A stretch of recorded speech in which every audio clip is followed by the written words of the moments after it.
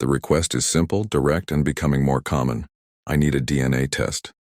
For a man, this is about solving a question of basic biological truth and securing his financial future. But for some women, this simple question causes immediate, severe panic. This panic is not just fear of being found out. It is the sudden, catastrophic realization that their control over the narrative is ending. For these women, the paternity of the child is not a matter of shared truth. It is a financial and emotional asset under their sole control. A DNA test is a direct challenge to that control. It is an act of male self-determination that they cannot manipulate, argue against, or stop with emotional drama. The request itself is a powerful act of male sovereignty that completely bypasses her usual tools of control.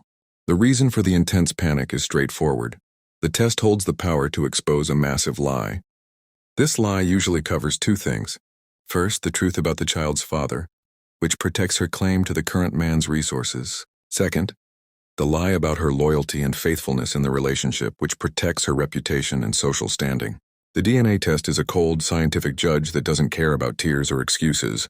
When a man calmly asks for proof, he is showing that he has moved from emotional hope to rational investigation.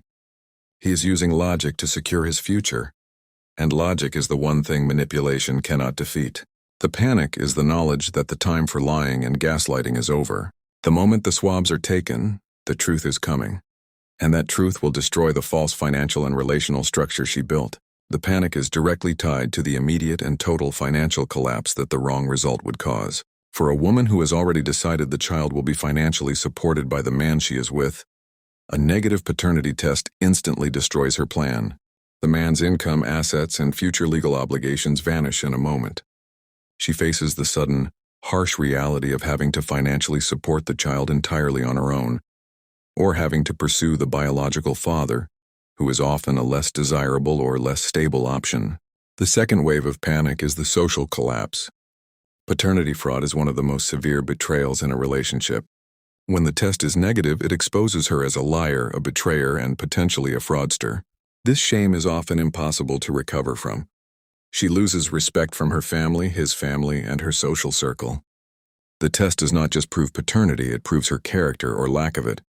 The intense refusal or panic when the test is requested is a desperate attempt to protect her entire constructed reality. She will use every emotional tool she has, crying, anger, guilt, and claims of being insulted, to try and stop the man. She will say, "If you loved me, you wouldn't ask."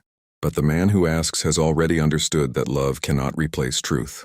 We are digging into the painful truths that define relational trust and betrayal. If you want to understand these core psychological levers and protect yourself from devastating fraud, you need to be informed. Make sure to hit that subscribe button and turn on notifications. Join the Psyche Lens community for more intense, unfiltered truths about hidden relationship dynamics. The third key is the attractiveness of purpose. Nothing is more compelling than watching someone who is genuinely driven by a mission, a goal, or a passionate project that is bigger than themselves. When you are deeply focused on building something, a career, a skill, a business, or even just a better version of yourself, you emit an energy that pulls people in. Your life is not orbiting others. Others are drawn to orbit your mission.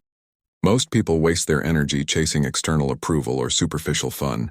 When you dedicate yourself to a high-level purpose, you automatically stand out. This commitment signals stability, foresight, and high competence. These are the deep, ancestral signals of a valuable partner or ally.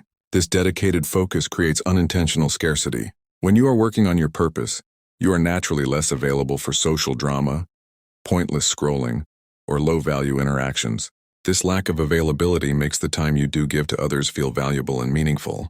People don't want to waste your time because they can see that your time is precious. Furthermore, a person with purpose is never boring.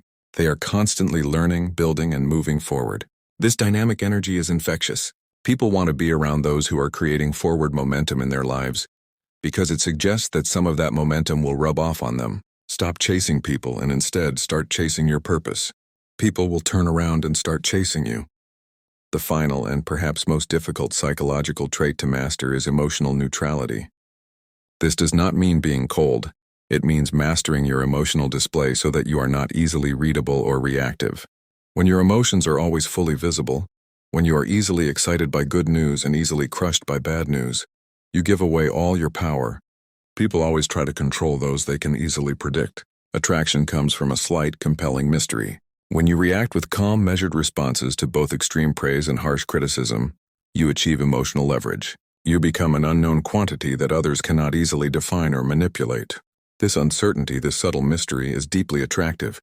This neutrality also signals high status and maturity. People in control of their lives and their resources do not have loud, messy emotional outbursts. They handle success with grace and failure with quiet analysis. Acting like you are not easily impressed and not easily insulted makes others respect your inner strength. To achieve this, practice the pause. When someone praises you, pause before responding. When someone criticizes you, pause before reacting. This pause prevents you from giving an automatic, needy response and allows you to choose a calm, measured answer. When you stop giving people the full map to your emotions, they have to work harder to understand you. This effort is what creates deep, lasting attraction and respect. Your peace becomes your power.